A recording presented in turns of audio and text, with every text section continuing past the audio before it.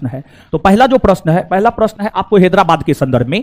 पहला प्रश्न यह कह रहा है कि हैदराबाद में स्वतंत्र आसफजाही वंश की स्थापना किसने की थी, या यह प्रश्न हैदराबाद में स्वतंत्र शासन की स्थापना किसने किया था। तो हैदराबाद में स्वतंत्र शासन की स्थापना निजामुल मुल्क ने किया, या निजामुल मुल्क की अगर आप बात करेंगे तो जो निजामुल मुल्क थे ये आसफजाही वंश के थे। जो निजामुल मुल्क थे ये आपको आसफजाही वंश के थे, आसफजाही वंश के थे। इसलिए हम यह भी कह सकते हैं कि हैदराबाद में आसफजाही वंश की स्थापना निजामुल मुल्क ने किया, या हैदराबाद में स्वतंत्र शासन की स्थापना निजामुल मुल्क ने किया। तो इस प्रश्न का उत्तर हो जाएगा आपको निजामुल मुल्क।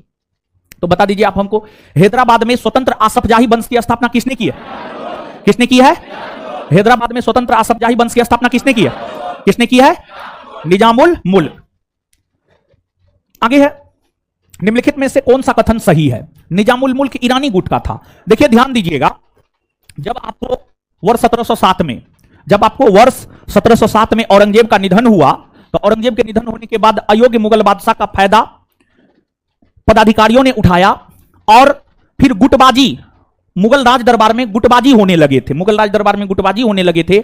उसमें निजामुल मुल्क भी गुटबाजी किया करते थे, सादत खां भी गुटबाजी किया करते थे, इसके बाद जो सैयद बंधु है जिन्हें नृप निर्माता के नाम से जाना जाता वो भी गुटबाजी किया करते थे। सब अलग अलग गुट से संबंधित थे। तो उसमें जो निजामुल मुल्क थे इनका संबंध ईरानी गुट से था? नहीं, जो निजामुल मुल्क थे इनका संबंध ईरानी गुट से नहीं था, बल्कि इनका संबंध था तुरानी गुट से। तुरानी गुट से इनका संबंध तुरानी गुट से था।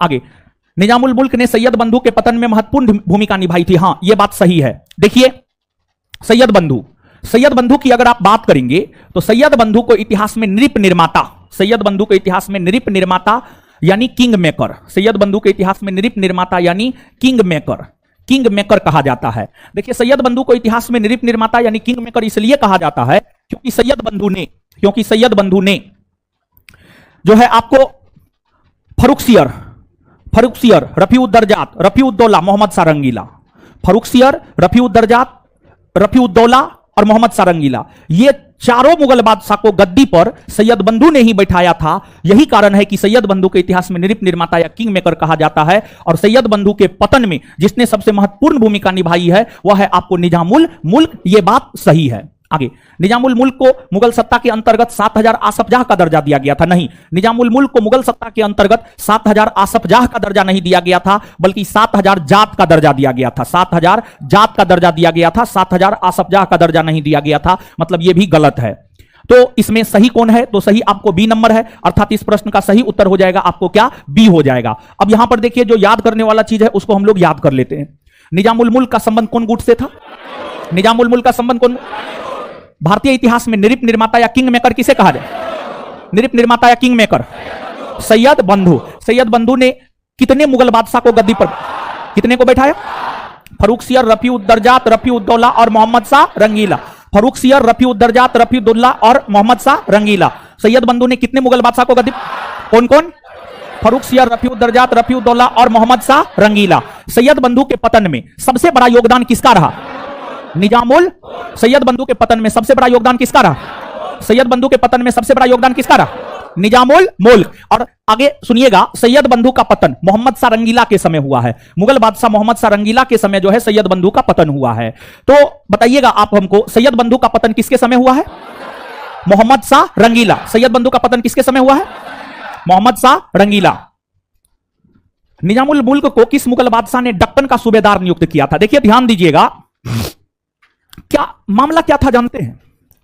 एक मुगल बादशाह है मोहम्मद शाह रंगीला, रंगीला बादशाह उसको कहा जाता है, रंगीला बादशाह कहा जाता है। उनका शासनकाल है 1719 से 1748, 1719 से 1748। मोहम्मद शाह रंगीला के समय निजामुल मुल्क ने यह देखा कि मुगलों की अर्थव्यवस्था तो चौपट हो रही है और बिना अर्थव्यवस्था का कुछ हो नहीं सकता है। तो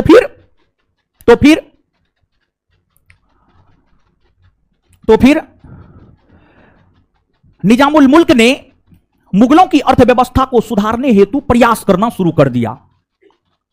लेकिन जैसे ही निजामुल मुल्क मुगलों की अर्थव्यवस्था को सुधारने का प्रयास करने लगा, इससे मोहम्मद शाह रंगीला डर गया।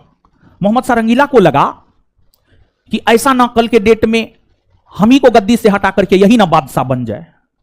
तो मोहम्मद शाह रंगीला ने निजामुल मुल्क को कहा, आपको कोई सुधार नहीं करना है, भले अर्थव्यवस्था खराब हो रहा है, होने दीजिए। निजामुल मुल्क को लगा कि हम अच्छा करने का प्रयास कर रहे हैं, ये तो अच्छा करने ही नहीं दे रहा है, तो ऐसे में तो मुगल नौ डूबने ही वाली है। तो ये डूबती मुगल नौ से उतरकर चले गए हैदराबाद, और हैदराबाद में निजामुल मुल्क ने स्वतंत्र शासन की स्थापना कर लिया और अपना शासन प्रशासन करने लगा। जब यह खबर मोहम्मद शाह रंगीला को लगी तो मोहम्मद शाह रंगीला मुबारिज खां के नेतृत्व में मुगल सेना निजामुल मुल्क के विरोध में भेजा। तत्पश्चात मुबारिज खां और निजामुल मुल्क की सेना के बीच युद्ध हुआ। उस युद्ध में मोहम्मद शाह रंगीला ने जो मुबारिज खां के नेतृत्व में मुगल सेना भेजा था, उस मुगल सेना को निजामुल मुल्क ने पराजित कर दिया। निजामुल मुल्क ने पराजित कर दिया, अर्थात मुगलों की पराजय हुई। मुगलों की पराजय को देखते हुए मोहम्मद शाह रंगीला ने निजामुल मुल्क को दक्कन का सूबेदार नियुक्त कर दिया। कहा कि आप दक्कन के सूबेदार बन जाइए, और साथ ही साथ मोहम्मद शाह रंगीला ने निजामुल मुल्क को आसफ जाह की भी उपाधि प्रदान किया। और मुबारिज खां और निजामुल मुल्क के बीच जो 1724 ईस्वी में युद्ध हुआ है, उस युद्ध को इतिहास में सुकरखेड़ा या शंकरखेड़ा का युद्ध कहा जाता है। और आपके बिहार दरोगा परीक्षा का यह पूछा हुआ क्वेश्चन है कि सुकरखेड़ा या शंकरखेड़ा का युद्ध कब हुआ है। तो सुकरखेड़ा या शंकरखेड़ा का युद्ध अक्टूबर 1724 में मुबारिज खां और निजामुल मुल्क के बीच हुआ है। मुबारिज खां मुगलों का नेतृत्व कर रहा था और वह पराजित हुआ। तो इस प्रश्न का उत्तर हो जाएगा आपको मोहम्मद शाह रंगीला। मोहम्मद शाह रंगीला। तो निजामुल मुल्क को किस मुगल बादशाह ने दक्कन का सूबेदार नियुक्त किया? मोहम्मद शाह। निजामुल मुल्क को किस मुगल बादशाह ने दक्कन का सूबेदार नियुक्त किया? मोहम्मद शाह रंगीला। आगे है, निम्न कथनों पर विचार कीजिए।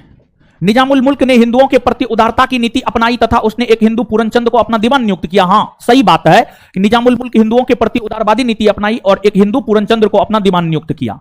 मुगल सम्राट मोहम्मद शाह ने चिलखलीज खां को आसफ जाह की उपाधि दी थी। हां, देखिए ध्यान दीजिएगा, जो निजामुल मुल्क है ना, निजामुल मुल्क का ही मूल नाम हुआ करता था चिनकिलीज खां, और निजामुल मुल्क अर्थात चिनकिलीज खां को आसफ जाह की उपाधि मुगल सम्राट मोहम्मद शाह रंगीला ने दिया था। यह बात सत्य है। अर्थात कौन सा सही है? तो एक और दो दोनों। समझ गए? तो आप हमको बताएंगे कि यहां पर जो याद रखने वाला चीज है, हैदराबाद में स्वतंत्र राज्य के संस्थापक निजामुल मुल्क ने अपना दीवान किस हिंदू को बनाया था? पूरनचंद। हैदराबाद के निजामुल मुल्क ने अपना दीवान किस हिंदू को बनाया था? इसके बाद निजामुल मुल्क का मूल नाम क्या हुआ करता था? निजामुल मुल्क का मूल नाम चिनकिलीज खां को आसफ जाह की उपाधि किसने दिया था? मोहम्मद शाह रंगीला। चिनकिलीज खां को आसफ जाह की उपाधि किसने दिया था? मोहम्मद शाह रंगीला। आगे, सुकरखेड़ा का युद्ध, सकूर ने सुकरखेड़ा होगा। सुकरखेड़ा का युद्ध 1724 ईस्वी में किसके बीच लड़ा गया था? हैदराबाद के निजाम और मुगल सूबेदार मुबारिज खां के बीच। हैदराबाद के निजाम और मुगल सूबेदार मुबारिज खां के बीच। इसमें हैदराबाद के निजाम की जीत हुई और मुगल सूबेदार मुबारिज खां की हार हुई। याद रख लीजिएगा, पूछा गया ये। तो सुकरखेड़ा का युद्ध कब हुआ है? अक्टूबर 1724, 11 अक्टूबर 1724। सुकरखेड़ा का युद्ध कब हुआ है? 11 अक्टूबर 1724। सुकरखेड़ा का युद्ध कब हुआ है? 11 अक्टूबर 1724। अच्छा, सुकरखेड़ा का युद्ध किसके किसके बीच हुआ है? हैदराबाद के निजाम और मुगल सूबेदार मुबारिज खां। सुकरखेड़ा का युद्ध किसके किसके बीच हुआ है? हैदराबाद के निजाम और मुगल सूबेदार मुबारिज खां। किसकी जीत हुई है? किसकी हार हुई है? चलिए आगे। निम्नलिखित में से कौन सा कथन गलत है? कर्नाटक मुगल साम्राज्य के अधीन एक उपराज्य था जो कि दक्कन के गवर्नर के अधीन आता था। हां, सही है। स्वतंत्र कर्नाटक राज्य की स्थापना सादत खान ने की तथा इसने अपनी राजधानी अर्काट को बनाया। हां, यह भी सही है। कर्नाटक के उत्तराधिकारी के प्रश्न पर फ्रांसीसियों और डचों के मध्य संघर्ष हुए। नहीं, यह गलत है। देखिए, कर्नाटक के उत्तराधिकारी के प्रश्न पर फ्रांसीसी और डचों के बीच संघर्ष नहीं हुए हैं, बल्कि फ्रांसीसी और अंग्रेज के बीच संघर्ष हुए हैं। फ्रांसीसी और अंग्रेज के बीच संघर्ष हुए हैं। फ्रांसीसी और अंग्रेज के बीच संघर्ष हुए हैं, न कि डचों के बीच संघर्ष हुए हैं। तो अब देखिएगा, इसमें पूछा जा रहा कौन सा कथन गलत है। तो इसमें गलत है केवल 3, यानी आंसर क्या हो जाएगा आपको? बी, केवल 3। आंसर हो जाएगा बी, केवल 3। क्लियर है? तो आइए, इसमें जो याद करने वाला है उसको याद करते हैं। खैर, ऊपर वाला पॉइंट तो याद करने वाला है नहीं, लेकिन नीचे वाले सेकेंड नंबर पॉइंट में कुछ याद करना है। तो कर्नाटक राज्य में स्वतंत्र शासन की स्थापना किसने किया? सादतुल्ला खान ने। कर्नाटक राज्य में स्वतंत्र शासन की स्थापना किसने किया? कर्नाटक राज्य में स्वतंत्र शासन की स्थापना किसने किया? अच्छा, कर्नाटक की राजधानी कहां बनाया गया? कहां बनाया गया था? कहां बनाया गया था? कर्नाटक के उत्तराधिकारी के प्रश्न पर किस दो यूरोपीय कंपनियों के मध्य संघर्ष हुए? फ्रांसीसी और देखिए ध्यान दीजिएगा एक चीज, कर्नाटक का युद्ध, दो यूरोपीय कंपनी के बीच लड़ा गया है, और कर्नाटक का युद्ध जो दो यूरोपीय कंपनी के बीच लड़ा गया है, एक यूरोपीय कंपनी है ब्रिटिश ईस्ट इंडिया कंपनी और एक है आपको फ्रांसीसी ईस्ट इंडिया कंपनी। यह बात भी आपसे आपके परीक्षा में पूछा जाता है। और एक बात जान लीजिए, सफलता का कोई शॉर्टकट नहीं होता है। शॉर्टकट सफलता का होता तो हर कोई सफल हो जाता, बिना पूरा सिलेबस पर पकड़ बनाए। अगर कोई एटम बम गैस देता है ना, कुछ नहीं होने वाला है, उससे नहीं होने वाला है। पूरे सिलेबस पर पकड़ बनाइए, हम लोग पूरे सिलेबस को पढ़ाते हैं, समझे? तो इस सब फालतू चक्कर में मत पड़िए। यानी क्या बताए, क्या बोले हम उसको, ठीक है, हम कुछ नहीं बोलना चाहते। चलिए, हाँ सुनिए एक बात, एक परीक्षा का बड़ी अच्छा प्रश्न है, समझ गए, और पूछा जाने योग्य प्रश्न है कि जो है, देखिए एक बात हम आपको बताते हैं पढ़ाने से पहले। देखिए, विश्वास कीजिए ना किसी पे, पूर्णतः विश्वास कीजिए, ठीक है, और नहीं कीजिए तो छोड़ दीजिए, सीधा सा बात है। और किसी का चाटुकारिता मत कीजिए, ठीक है, किसी का चाटुकारिता मत कीजिए, ये सब गलत बात है। चाटुकारिता कीजिएगा, जीवन भर चाटुकारिता करते ही रह जाइएगा, पिछलग्गू ही बने रह जाइएगा, समझ गए? तो ये सब काम मत कीजिए। हम अपने विद्यार्थियों को एकदम सख्त हिदायत देते हैं, ये सब काम मत कीजिए। आप मेरे पास पढ़ रहे हैं मतलब आप मेरा विद्यार्थी है, तो इसलिए फालतू चाटुकारिता मत कीजिए किसी का भी, ठीक है? तो आइएगा, देखिए आपको कर्नाटक युद्ध, 3 कर्नाटक युद्ध हुआ है, 3 कर्नाटक युद्ध हुआ है। आगे है क्वेश्चन है, तो मूलतः यहां पर इस बात को जानिए, कर्नाटक युद्ध, कर्नाटक युद्ध जो है ना, फ्रांसीसी और अंग्रेजी ईस्ट इंडिया कंपनी के बीच हुआ है। कर्नाटक युद्ध फ्रांसीसी और अंग्रेजी ईस्ट इंडिया कंपनी के बीच हुआ है। उसमें मूल तौर पर जो दूसरा कर्नाटक युद्ध है ना, द्वितीय कर्नाटक युद्ध, द्वितीय कर्नाटक युद्ध कर्नाटक के उत्तराधिकारी के प्रश्न पर हुआ है। द्वितीय कर्नाटक युद्ध कर्नाटक के उत्तराधिकारी के प्रश्न पर हुआ है। तो यहां पर जो पूछे जाने योग्य प्रश्न है, पूछे जाने योग्य प्रश्न यह है कि कर्नाटक युद्ध किनके किनके बीच हुआ है। तो कर्नाटक युद्ध फ्रांसीसी ईस्ट इंडिया कंपनी और अंग्रेजी ईस्ट इंडिया कंपनी के बीच, याद रखिएगा। कर्नाटक युद्ध किस दो यूरोपीय कंपनी के बीच हुआ? फ्रांसीसी और अंग्रेज। आगे, निम्नलिखित में कौन सा कथन असत्य है, मतलब कौन सा कथन गलत है? कौन सा कथन असत्य है, मतलब कौन सा कथन गलत है? 1700 ईस्वी में औरंगजेब ने मुर्शिद कुली खां को बंगाल का दीवान नियुक्त किया। हां, 1700 ईस्वी में औरंगजेब ने मुर्शिद कुली खां को बंगाल का दीवान नियुक्त किया था, यह बात सही है। मुर्शिद कुली खां ने बंगाल की राजधानी ढाका के स्थान पर अजीमाबाद को बनाया, नहीं, यह गलत है। देखिए ध्यान दीजिएगा, औरंगजेब ने 1700 ईस्वी में मुर्शिद कुली खां को बंगाल का दीवान बनाया। बाद में 1707 ईस्वी में औरंगजेब का निधन हो गया। औरंगजेब के निधन होने के बाद अयोग्य मुगल बादशाह का फायदा मुर्शिद कुली खां ने भी उठाया और मुर्शिद कुली खां ने बंगाल में स्वतंत्र शासन की स्थापना किया। मुर्शिद कुली खां ने अयोग्य मुगल बादशाह का फायदा उठाते हुए बंगाल में स्वतंत्र शासन की स्थापना किया। जब उन्होंने बंगाल में स्वतंत्र शासन की स्थापना किया तो उन्होंने एक शहर को भी बसाया था, उस शहर का नाम था मुर्शिदाबाद। उस शहर का नाम था मुर्शिदाबाद। मुर्शिद कुली खां ने मुर्शिदाबाद नामक शहर को बसाकर अपनी राजधानी मुर्शिदाबाद को बनाने का काम किया। जब बंगाल मुगलों के अधीन था, सबसे पहले बंगाल मुगलों के अधीन हुआ करता था। जब बंगाल मुगलों के अधीन हुआ करता था तो उस समय बंगाल की राजधानी हुआ करती थी ढाका। जब बंगाल मुगलों के अधीन हुआ करता था तो बंगाल की राजधानी कहां हुआ करती थी? ढाका। बंगाल की राजधानी कहां हुआ करती थी? ढाका। ढाका हुआ करती थी बंगाल की राजधानी। लेकिन जब बंगाल में स्वतंत्र शासन की स्थापना मुर्शिद कुली खां ने किया तो उन्होंने अपनी राजधानी मुर्शिदाबाद को बनाया और मुर्शिदाबाद नामक शहर को उन्होंने ही बसाया था। इसलिए यह क्या है? आपको गलत है, अजीमाबाद को नहीं बल्कि मुर्शिदाबाद को।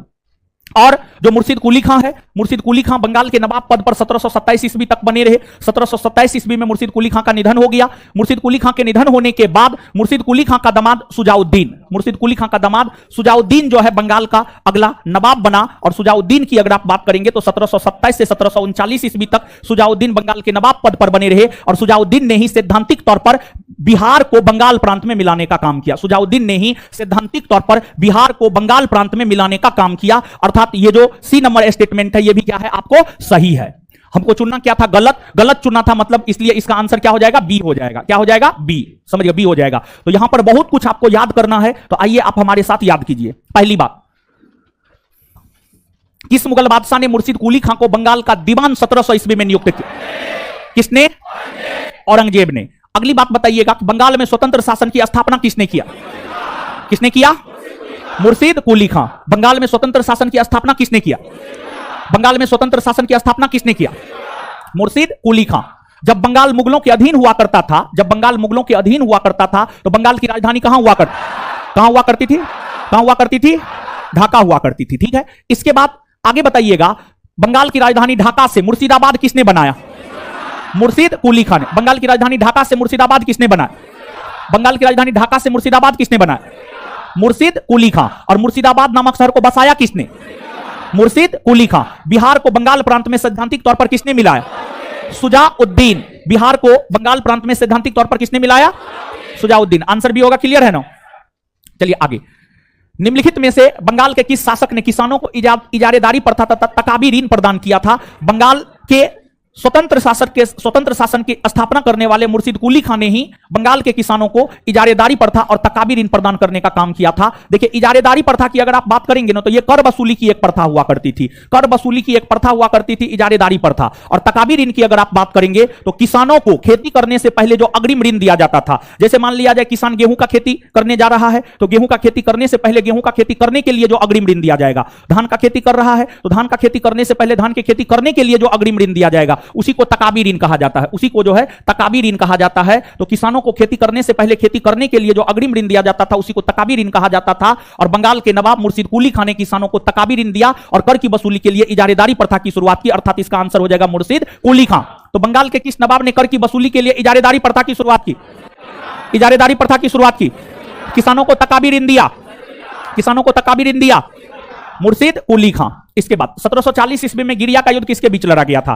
देखिए ध्यान दीजिएगा, गिरिया पड़ता है बंगाल में। गिरिया कहां पड़ता है? बंगाल में। बंगाल में गिरिया पड़ता है और बंगाल के गिरिया नामक स्थान पर 1740 ईस्वी में युद्ध हुआ है, जिस युद्ध को इतिहास में गिरिया का युद्ध कहा जाता है। और गिरिया के युद्ध की अगर आप बात करेंगे तो जो गिरिया का युद्ध है, यह आपको अलीवर्दी खां और सरफराज खां के बीच हुआ है। अलीवर्दी खां और सरफराज खां के बीच हुआ है और इस युद्ध में अलीवर्दी खां की जीत हुई है, सरफराज खां की हार हुई है। देखिए ध्यान दीजिएगा, बंगाल के प्रथम नवाब बने थे मुर्शिद कुली खां। मुर्शिद कुली खां का निधन 1727 ईस्वी में हो गया। 1727 ईस्वी में हो गया।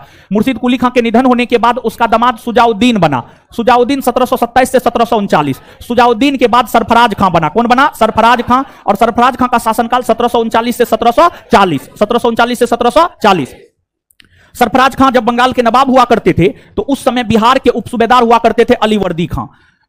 बंगाल के नवाब सरफराज खां और बिहार के उपसूबेदार अलीवर्दी खां के बीच ही 1740 ईस्वी में गिरिया नामक स्थान पर युद्ध हुआ था, जिस युद्ध को इतिहास में गिरिया का युद्ध कहा जाता है। और इस गिरिया के युद्ध में अलीवर्दी खां की जीत हुई, सरफराज खां की हार हुई। अलीवर्दी खां ने सरफराज खां की हत्या कर दी और फिर इस युद्ध को जीतने के बाद अलीवर्दी खां ने अपने आप को बंगाल का नवाब घोषित किया। तो सरफराज खां के बाद बंगाल के जो अगले नवाब बने हैं वह आपको अलीवर्दी खां। अलीवर्दी खां और अलीवर्दी खां का शासनकाल है 1740 से 1756। 1740 से 1756 अलीवर्दी खां का जो है आपको शासनकाल है। और ध्यान दीजिएगा, अलीवर्दी खां की अगर आप बात करेंगे, बंगाल में जितने भी नवाब हुए उन सभी नवाबों में सबसे योग्य नवाब अलीवर्दी खां। बंगाल में जितने भी नवाब हुए उन सभी नवाबों में सबसे योग्य नवाब जो है आपको अलीवर्दी खां। सबसे योग्य नवाब अलीवर्दी खां।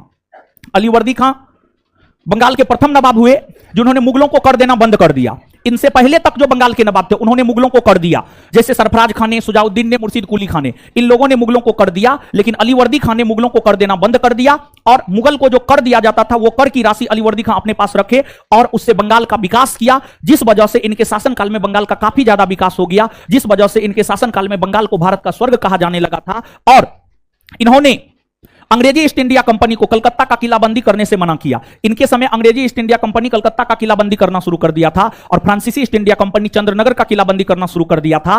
तो अलीवर्दी खां को जैसे ही पता चला, अलीवर्दी खां ने अंग्रेजी ईस्ट इंडिया कंपनी को कलकत्ता का किलाबंदी करने से मना कर दिया और फ्रांसीसियों को चंद्रनगर का किलाबंदी करने से मना कर दिया। और इन्होंने मना करते हुए यह कहा कि आप लोग तो व्यापारी हैं, आप लोग व्यापारी हैं, आपको किस बात का डर है? आपको अगर डर है तो हम हैं, हम आपका साथ देंगे, आपके साथ कुछ भी नहीं होने देंगे। इस प्रकार का आश्वासन फ्रांसीसी और अंग्रेजों को अलीवर्दी खां ने दिया। और अलीवर्दी खां ने ही जो है आपको अंग्रेजों की तुलना मधुमक्खी से किया। और अलीवर्दी खां ने अंग्रेजों की तुलना मधुमक्खी से करते हुए यह कहा कि अगर अंग्रेजों को ना छेड़ा जाए तो वह मधुमक्खी की तरह शहद देगा और अगर छेड़ दिया जाए तो वह काट काट कर खा जाएगा। तो अंग्रेजों की तुलना मधुमक्खी से अलीवर्दी खां ने ही किया था। और अलीवर्दी खां की अगर आप बात करेंगे तो अलीवर्दी खां के समय में ही वर्ष 1751 ईस्वी में मराठों ने बंगाल पर आक्रमण किया। मराठों ने बंगाल पर आक्रमण किया, उसमें अलीवर्दी खां की हार हुई। मराठों की जीत हुई। और जब मराठों की जीत हुई तो फिर मराठा और बंगाल के नवाब के बीच संधि हुआ। उस संधि के तहत उड़ीसा का एक बड़ा भाग बंगाल के नवाब अलीवर्दी खां ने मराठों को दिया और चौथ भी देना जो है आपको स्वीकार किया था। समझ गए? तो याद रखिएगा, महत्वपूर्ण है, जरूर याद रखेंगे आप। गिरिया का युद्ध कब हुआ है? गिरिया का युद्ध कब हुआ है? किसके किसके बीच? अलीवर्दी खां और इसमें किसकी जीत हुई है? किस युद्ध को जीतने के बाद अलीवर्दी खां बंगाल के नवाब बने? कौन युद्ध? किसने अंग्रेजों की तुलना मधुमक्खी से किया? किसने मुगलों को कर देना बंद कर दिया? किसने अंग्रेजों को कलकत्ता का किलाबंदी करने पर रोक लगा दी? फ्रांसीसियों को चंद्रनगर की किलाबंदी करने पर रोक लगा अलीवर्दी खां। आगे, मुर्शिद कुली खां को बंगाल की सूबेदारी किस मुगल बादशाह से मिली थी? देखिए ध्यान दीजिएगा, मुर्शिद कुली खां को बंगाल का दीवान औरंगजेब ने 1700 ईस्वी में नियुक्त किया और मुर्शिद कुली खां को बंगाल की सूबेदारी वर्ष 1717 ईस्वी में इस समय के मुगल बादशाह फर्रुखसियर के द्वारा दिया गया था। किसके द्वारा? फर्रुखसियर के द्वारा दिया गया था। देखिए सुनिएगा, यहां पर मुगल साम्राज्य एक बहुत बड़ा साम्राज्य हुआ करता था। लगभग दक्षिण भारत के कुछ क्षेत्र को छोड़ करके बाद बाकी संपूर्ण भूभाग पर मुगलों का ही शासन हुआ करता था। मुगल साम्राज्य के अंतर्गत जो बादशाह होते थे, बादशाह ने अपने साम्राज्य का विभाजन प्रांत में कर रखा था ताकि शासन प्रशासन सही ढंग से चलाई जा सके। प्रांत यानी राज्य। और प्रथम मुगल बादशाह अकबर हुए जिन्होंने अपने साम्राज्य का प्रांत में विभाजन किया। जो मुगल प्रांत हुआ करता था, मुगल प्रांत में दो महत्वपूर्ण पदाधिकारी हुआ करते थे, एक दीवान और दूसरा सूबेदार। दीवान की अगर आप बात करेंगे तो दीवान जो कर की वसूली करता था, जो वित्तीय मामलों से संबंधित होता था दीवान, और सूबेदार जो शासन प्रशासन को देखता था सूबेदार। तो जो मुर्शिद कुली खां थे, इन्हें 1700 ईस्वी में मुगल बादशाह औरंगजेब ने दीवान बनाया, बंगाल का दीवान बनाया। लेकिन बाद के वर्षों में जाकर फर्रुखसियर ने 1717 ईस्वी में बंगाल का सूबेदारी भी दे दिया। तो अब एक प्रकार से कहिए 1717 ईस्वी जाते जाते मुर्शिद कुली खां बंगाल का दीवान और सूबेदार दोनों हो गया। और जब बंगाल का दीवान और सूबेदार दोनों पद मर्ज हो गया ना, तत्पश्चात ही बंगाल के नवाब का पद आया है। इन दोनों पद के मर्ज होने के बाद ही बंगाल के नवाब का पद आया है। बंगाल के नवाब का पद आया है, समझ गए? तो आंसर हो जाएगा फर्रुखसियर। नेक्स्ट, वह कौन सा मराठा सरदार था जिसे अलीवर्दी खान ने उड़ीसा के एक भाग का राजस्व प्रदान किया था? रघुजी भोसले थे, रघुजी भोसले। बंगाल के किस नवाब ने अंग्रेजों तथा फ्रांसीसियों को क्रमशः कलकत्ता और चंद्रनगर में किलाबंदी की अनुमति नहीं दी?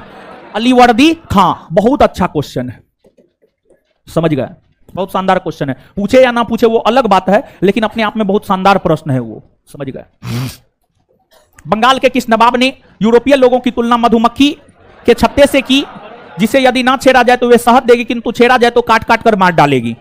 अलीवर्दी खां। यह भी शानदार प्रश्न है।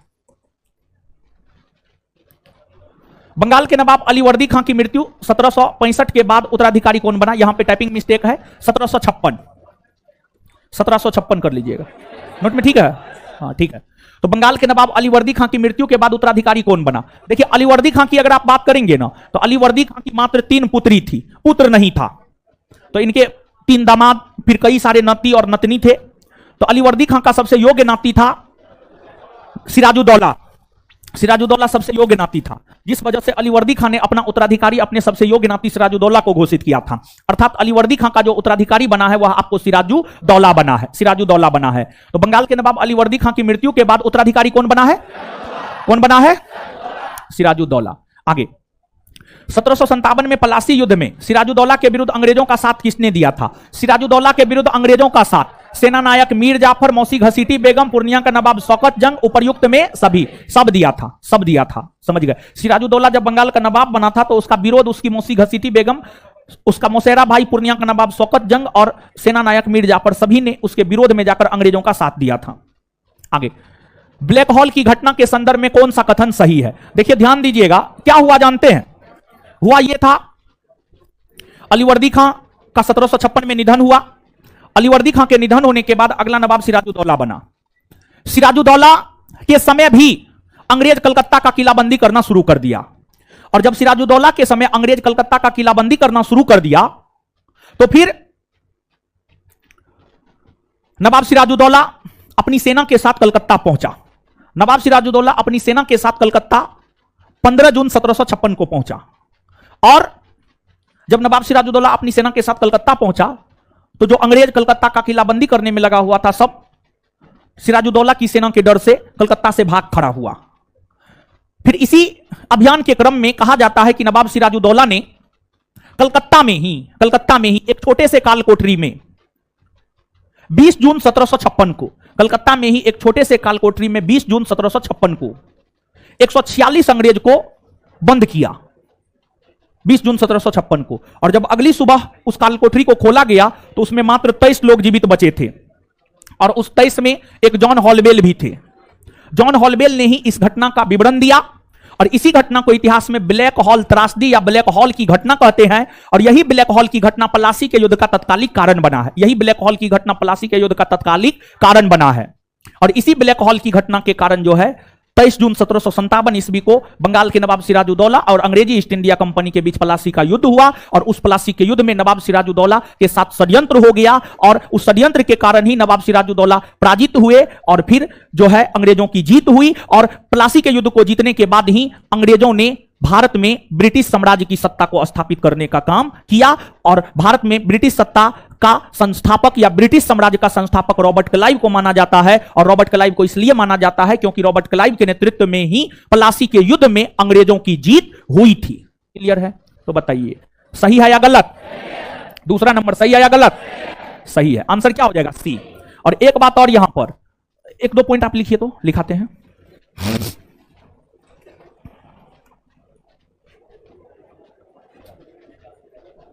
लिखिएगा, बंगाल के नवाब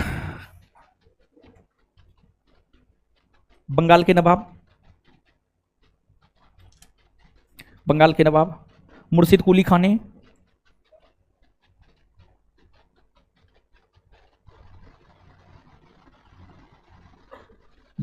मुर्शिद कुली खाने मुर्शिद कुली खाने नहीं, सॉरी, अलीवर्दी खाने। मुर्शिद कुली खान को काटिए, सॉरी। बंगाल के नवाब अलीवर्दी खाने, सॉरी, बंगाल के नवाब अलीवर्दी खाने मुगलों को कर देना बंद कर दिया। अलीवर्दी खाने मुगलों को कर देना बंद कर दिया। अलीवर्दी खाने मुगलों को कर देना बंद कर दिया।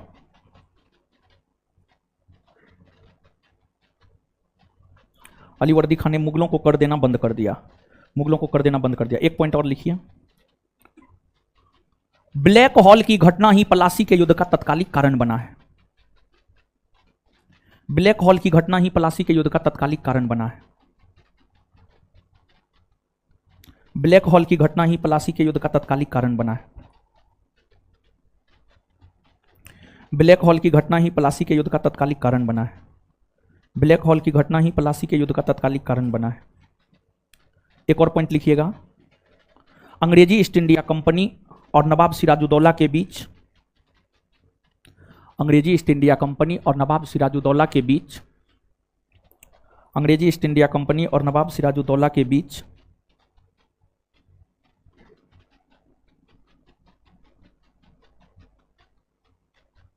अंग्रेजी ईस्ट इंडिया कंपनी और नवाब सिराजुद्दौला के बीच 9 फरवरी 1757 को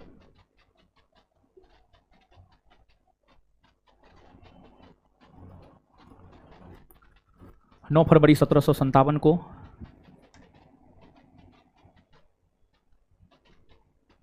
अलीनगर की संधि हुई।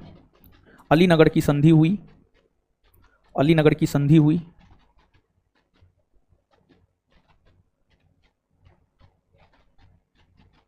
इस संधि के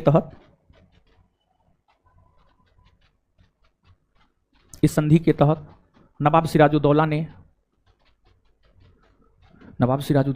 अंग्रेजों को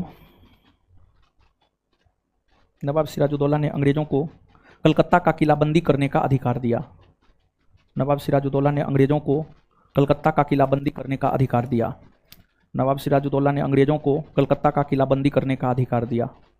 नवाब सिराजुद्दौला ने अंग्रेजों को कलकत्ता का किलाबंदी करने का अधिकार दिया। नवाब सिराजुद्दौला ने अंग्रेजों को कलकत्ता का किलाबंदी करने का अधिकार दिया। याद रखिएगा ये सब बात, ठीक है? तो आइएगा, बताइए ब्लैक हॉल की घटना कब घटित हुई है? हो ब्लैक हॉल की घटना कब घटित हुई है? ब्लैक हॉल की घटना कब घटित हुई है? ब्लैक हॉल की घटना का वर्णन किसने दिया? किसने दिया है? कितने अंग्रेज को बंद किया गया? कितने को बंद किया गया था? कितना बचा? कितना बचा? प्लासी के युद्ध का तत्कालिक कारण, प्लासी के युद्ध का तत्कालिक कारण ब्लैक हॉल की घटना। चलिए आगे आइए। काल कोठरी की घटना। नवाब ने एक छोटी सी कोठरी में 146 अंग्रेजों को बंद कर दिया, जिसमें से महज 23 अंग्रेज जिंदा बच पाए थे। कहां घटित हुई थी? कोलकाता में। कहां घटित हुई थी? कोलकाता में। कोलकाता में। नवाब सिराजुद्दौला एवं ईस्ट इंडिया कंपनी के बीच संघर्ष का प्रमुख कारण था। अंग्रेजों ने व्यापार छूटों का दुरुपयोग किया, व्यापारिक छूटों का दुरुपयोग किया। यही नवाब सिराजुद्दौला एवं अंग्रेजी ईस्ट इंडिया कंपनी के बीच संघर्ष का प्रमुख कारण था। देखिए यह घटना इसी वजह से हुआ, अगर यह नहीं होता तो यह घटना नहीं होता।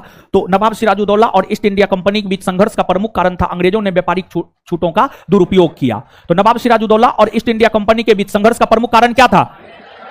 अंग्रेजों ने व्यापारिक छूटों का दुरुपयोग किया। इतिहासकारों ने किसे क्लाइव के गीदर की संज्ञा दी है?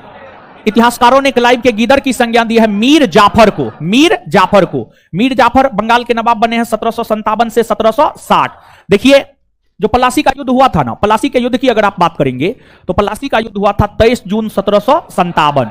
23 जून 1757 को हुआ था। यह युद्ध बंगाल के नवाब सिराजुद्दौला और अंग्रेजी ईस्ट इंडिया कंपनी के बीच हुआ था। और इस युद्ध में सिराजुद्दौला के सेनापति मीर जाफर हुआ करते थे, लेकिन सिराजुद्दौला के सेनापति मीर जाफर ने पलासी के युद्ध में सिराजुद्दौला का साथ नहीं दिया, बल्कि पलासी के युद्ध में मीर जाफर ने अंग्रेजों का साथ दिया। इसी वजह से सिराजुद्दौला की हार हुई और फिर इसी वजह से अंग्रेजों ने मीर जाफर को बंगाल का अगला नवाब भी बनाया, बंगाल का अगला नवाब भी बनाया। और मीर जाफर के विषय में कहा जाता है कि मीर जाफर 1757 से 60 और पुनः 1763 से 1765, इन दोनों अवधि के दौरान मीर जाफर जो है आपको बंगाल के नवाब हुआ करते थे। और कहा जाता है कि मीर जाफर रॉबर्ट क्लाइव के इशारे पर नाचा करता था, जिस वजह से इतिहासकारों ने मीर जाफर को क्लाइव का गधा या गीदर का संज्ञा दिया है। तो आंसर हो जाएगा मीर जाफर। तो इतिहासकारों ने किसे क्लाइव के गीदर की संज्ञा दी? किसे दी है? मीर जाफर। आगे, मीर कासिम ने बिहार में बंदूक और तोपों का कारखाना कहां स्थापित किया? देखिए मीर जाफर 1757 से 1760 तक बंगाल के नवाब पद पर है। हुआ क्या था जानते हैं? हुआ यह था कि अंग्रेजों ने मीर जाफर के खजाना को खाली कर दिया। इससे मीर जाफर काफी परेशान रहने लगे और फिर मीर जाफर डचों के साथ षड्यंत्र करना शुरू कर दिया। और जब मीर जाफर डचों के साथ षड्यंत्र करना शुरू कर दिया तो मीर जाफर को 1760 में गद्दी से हटा दिया और मीर जाफर के बाद मीर कासिम को बंगाल का अगला नवाब बनाया गया। और मीर कासिम बंगाल के नवाब पद पर रहे हैं आपको 1760 से 1763। जब मीर कासिम बंगाल के नवाब पद पर हुआ करते थे तो बंगाल के नवाब पद पर रहते हुए ही मीर कासिम ने बिहार के मुंगेर में बंदूक और तोपों का कारखाना स्थापित किया था। तो मीर कासिम 1760 से 1763 तक बंगाल के नवाब पद पर रहे हैं और इस अवधि के दौरान ही मीर कासिम ने बिहार के मुंगेर में बंदूक और तोपखाने के कारखाना को स्थापित किया था, याद रखिएगा। तो मीर कासिम ने बिहार में बंदूकें और तोपों का कारखाना कहां स्थापित किया? कहां स्थापित किया? और एक बात और जानिए आप, देखिए बंगाल की राजधानी सबसे पहले ढाका हुआ करती थी, फिर बाद में मुर्शिदाबाद बना और फिर बाद में बना मुंगेर, बाद में बना मुंगेर। तो बंगाल की राजधानी का यह क्रम है, इस क्रम को आप निश्चित तौर पर याद रखिएगा।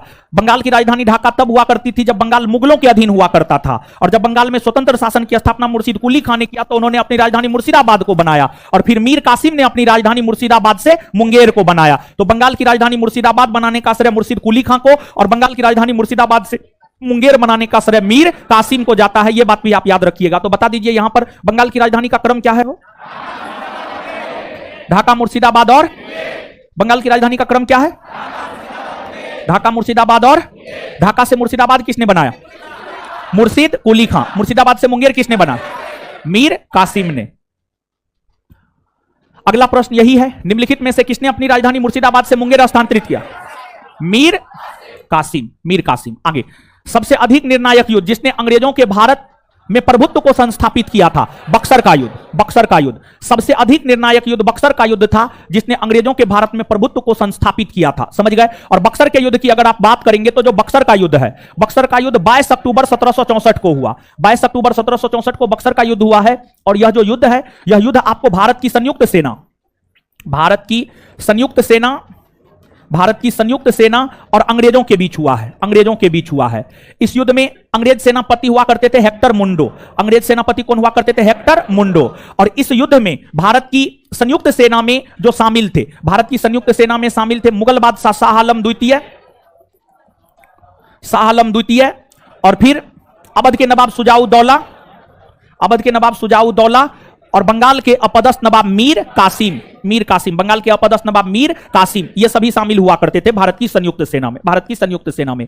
अब देखिएगा, जैसे बक्सर के युद्ध में अंग्रेजों की तरफ से नेतृत्व हेक्टर मुंडो ने किया था, उसी प्रकार से भारत की संयुक्त सेना की तरफ से नेतृत्व किया था अवध के नवाब सुजाऊ दौला ने। और इस युद्ध की अगर आप बात करेंगे तो इस युद्ध में अंग्रेजों की जीत हुई और फिर भारत की संयुक्त सेना की हार हुई। और इस युद्ध को समाप्त करने का काम इलाहाबाद की संधि ने किया है, अर्थात इस युद्ध की जो समाप्ति हुई है वह आपको इलाहाबाद के संधि के तहत हुआ है, इलाहाबाद के संधि के तहत हुआ है। और इलाहाबाद का संधि 1765 में हुआ है और इलाहाबाद का दो संधि हुआ है। इलाहाबाद का प्रथम संधि 12 अगस्त 1765, 12 अगस्त 1765 और इलाहाबाद की द्वितीय संधि 16 अगस्त 1765, 16 अगस्त 1765। और देखिएगा जो इलाहाबाद की प्रथम संधि है और द्वितीय संधि है, इन दोनों संधियों में अंग्रेजों की तरफ से भाग लिया था रॉबर्ट क्लाइव ने, अंग्रेजों की तरफ से भाग लिया रॉबर्ट क्लाइव ने। इलाहाबाद की प्रथम संधि 12 अगस्त 1765 को रॉबर्ट क्लाइव और मुगल बादशाह शाह आलम द्वितीय के बीच हुआ। इलाहाबाद के प्रथम संधि के तहत, इलाहाबाद के प्रथम संधि के तहत जो है मुगल बादशाह शाह आलम द्वितीय ने अंग्रेजों को बिहार, बंगाल, उड़ीसा का दीवानी अधिकार दिया। बदले में रॉबर्ट क्लाइव ने शाह आलम द्वितीय को 26 लाख रुपया वार्षिक पेंशन देना स्वीकार किया, समझ गए। और जब इलाहाबाद के प्रथम संधि के तहत शाह आलम द्वितीय ने बिहार, बंगाल, उड़ीसा का दीवानी अधिकार अंग्रेजों को दिया, अर्थात कर वसूलने का अधिकार अंग्रेजों को दिया, तो इस अधिकार के बाद अंग्रेजी ईस्ट इंडिया कंपनी सबसे पहले खासी जाति के संपर्क में आया था, खासी जनजाति के संपर्क में आया था। किसी टीसीएस का पूछा हुआ क्वेश्चन है कि जब अंग्रेजी ईस्ट इंडिया कंपनी को दीवानी अधिकार प्राप्त हुआ तो उसके बाद अंग्रेजी ईस्ट इंडिया कंपनी सबसे पहले किस जाति के संपर्क में आया था, तो खासी जाति के संपर्क में आया था, आप याद रखिएगा। फिर इलाहाबाद की द्वितीय संधि की अगर आप बात करेंगे तो द्वितीय संधि 16 अगस्त 1765 को अंग्रेज अधिकारी रॉबर्ट क्लाइव और अवध के नवाब सुजाउद्दौला के बीच हुआ था और इस द्वितीय संधि के तहत सुजाउद्दौला ने 50 लाख रुपया युद्ध हर्जाने के तौर पर अंग्रेजों को देना स्वीकार किया, समझ गए। तो ये सब बात आप याद रखिएगा। तो आ जाइए, सबसे अधिक निर्णायक युद्ध जिसने अंग्रेजों के भारत में प्रभुत्व को संस्थापित किया था, कौन युद्ध, कौन युद्ध था? सबसे अधिक निर्णायक युद्ध जिसने अंग्रेजों के भारत में प्रभुत्व को संस्थापित किया था, कौन युद्ध था? बक्सर का युद्ध कब हुआ है? बक्सर का युद्ध कब हुआ है? किसके किसके बीच हुआ है? भारत की संयुक्त सेना और अंग्रेज, भारत की संयुक्त सेना और बक्सर का युद्ध किसके किसके बीच हुआ? भारत की संयुक्त सेना और, भारत की संयुक्त सेना और इसमें अंग्रेजों की तरफ से नेतृत्व किसने किया? अंग्रेजों की तरफ से नेतृत्व हेक्टर मुंडो ने किया। और इसमें भारत की संयुक्त सेना में कौन कौन शामिल था? शाह आलम द्वितीय, सुजाउद्दौला और, शाह आलम द्वितीय, सुजाउद्दौला और मीर कासिम, ठीक है। इसके बाद आगे बताइएगा, बक्सर के युद्ध की समाप्ति कौन संधि के तहत, कौन संधि के तहत? इलाहाबाद की संधि कब हुई है? 1700। इलाहाबाद की कितनी संधि हुई? प्रथम संधि कब हुई है? द्वितीय संधि कब हुई है? अच्छा, कौन संधि के तहत अंग्रेजी ईस्ट इंडिया कंपनी को बिहार, बंगाल, उड़ीसा में दीवानी अधिकार प्राप्त? इलाहाबाद की प्रथम संधि, इलाहाबाद की। अच्छा, जब अंग्रेजी ईस्ट इंडिया कंपनी को बिहार, बंगाल, उड़ीसा में दीवानी अधिकार प्राप्त हुआ तो उसके बाद वो सबसे पहले कौन जनजाति के संपर्क, कौन जनजाति? खासी ना। चलिए आगे, निम्नलिखित में से किसने मीर कासिम तथा सुजाउद्दौला के साथ मिलकर अंग्रेजी ईस्ट इंडिया पर युद्ध घोषित किया और वे बाद में बक्सर के युद्ध में अंग्रेजों से पराजित हुए? सफदरजंग, मोहम्मद शाह, शाह आलम द्वितीय, मीर जाफर। शाह आलम द्वितीय, मुगल बादशाह शाह आलम द्वितीय थे जिसने मीर कासिम और सुजाउद्दौला के साथ मिलकर अंग्रेजी ईस्ट इंडिया कंपनी पर युद्ध घोषित किया और बाद में वे बक्सर के युद्ध में अंग्रेजों से पराजित हुए। आंसर क्या हो जाएगा? शाह आलम द्वितीय। किस संधि के द्वारा अंग्रेजों ने बंगाल, बिहार और उड़ीसा के दीवानी अधिकार प्राप्त किया? इलाहाबाद की संधि, इलाहाबाद की संधि। और इलाहाबाद की प्रथम संधि या द्वितीय संधि? प्रथम ना। इलाहाबाद की कौन संधि? प्रथम संधि ना। चलिए नीचे से एक पॉइंट लिखिएगा, नीचे से एक पॉइंट लिखिएगा। दीवानी अधिकार, दीवानी अधिकार प्राप्त होने के बाद अंग्रेजी ईस्ट इंडिया कंपनी, दीवानी अधिकार प्राप्त होने के बाद अंग्रेजी ईस्ट इंडिया कंपनी, दीवानी अधिकार प्राप्त होने के बाद अंग्रेजी ईस्ट इंडिया कंपनी, दीवानी अधिकार प्राप्त होने के बाद अंग्रेजी ईस्ट इंडिया कंपनी, दीवानी अधिकार प्राप्त होने के बाद अंग्रेजी ईस्ट इंडिया कंपनी सबसे पहले खासी जनजाति के संपर्क में आया, सबसे पहले खासी जनजाति के संपर्क में आया, सबसे पहले खासी जनजाति के संपर्क में आया, सबसे पहले खासी जनजाति के संपर्क में आया, सबसे पहले खासी जनजाति के संपर्क में आया, सबसे पहले खासी जनजाति के संपर्क में आया, खासी जनजाति के संपर्क में आया। आगे, बंगाल के नवाबों का सही कालक्रम है सरफराज खां, अलीवर्दी खां, सुजाउद्दीन, मीर कासिम। देखिए, सरफराज खां 1739 से 40, अलीवर्दी खां 1740 से 1756, सुजाउद्दीन 1727 से 1739, मीर कासिम 1760 से 1763। तो देखिए इसमें सबसे पहले है 3, फिर 1, फिर 2 और फिर 4, 3 1 2 4। आंसर क्या हो जाएगा? सी हो जाएगा। नेक्स्ट, निम्नलिखित में से अवध के स्वायत्त राज्य का संस्थापक कौन था? जैसे देखिए, हैदराबाद में स्वतंत्र राज्य की स्थापना निजामुल मुल्क ने, बंगाल में स्वतंत्र राज्य की स्थापना मुर्शिद कुली खां ने, उसी प्रकार से अवध में स्वतंत्र राज्य की स्थापना सादत खान ने किया है। किसने किया है? सादत खान ने। सादत खान ने किया है। तो अवध में स्वायत्त राज्य की स्थापना किसने की है? अवध में स्वायत्त राज्य की स्थापना किसने की है? सादत खान ने। 1723 ईस्वी में नया राजस्व बंदोबस्त को लागू किया था सादत खान ने। सादत खान ने लागू किया था। मुगल बादशाह मोहम्मद सारंगीला ने निम्नलिखित में से किसको बुरहानुल मुल्क की उपाधि दिया था? सादत खां को। यह भी आपके बिहार दरोगा का पूछा हुआ क्वेश्चन है, समझ गए? नेक्स्ट, कौन सा कथन असत्य है, मतलब कौन सा कथन गलत है? कौन सा कथन गलत है? सादत खां ईरानी गुट का था, सही है ये। 1739 में सादत खां की मृत्यु के बाद सफदरजंग अवध का नवाब बना, सही है ये भी। सफदरजंग के समय में अवध में लखनवी तहजीब विकसित हुई, सही है। 1754 ईस्वी में सफदरजंग की मृत्यु के पश्चात उसका पुत्र अबुल मंसूर अवध का नवाब बना, नहीं, गलत है ये। सफदरजंग का ही नाम था अबुल मंसूर, उसके बेटे का नाम अबुल मंसूर नहीं था। 1754 में जब सफदरजंग की मृत्यु हुई तो उसके बाद उसका बेटा अवध का अगला नवाब बना था, उसका नाम था सुजाउद्दौला। सुजाउद्दौला नाम था, ना कि अबुल मंसूर खां नाम था। तो आंसर इसका गलत है, डी नंबर, और चुनना था गलत को ही, अर्थात आंसर क्या हो जाएगा आपको? डी। सफदरजंग के मृत्यु के बाद उसका पुत्र अबुल मंसूर अवध का नवाब नहीं बना, बल्कि उसका पुत्र सुजाउद्दौला बना। अबुल मंसूर सफदरजंग का ही मूल नाम हुआ करता था।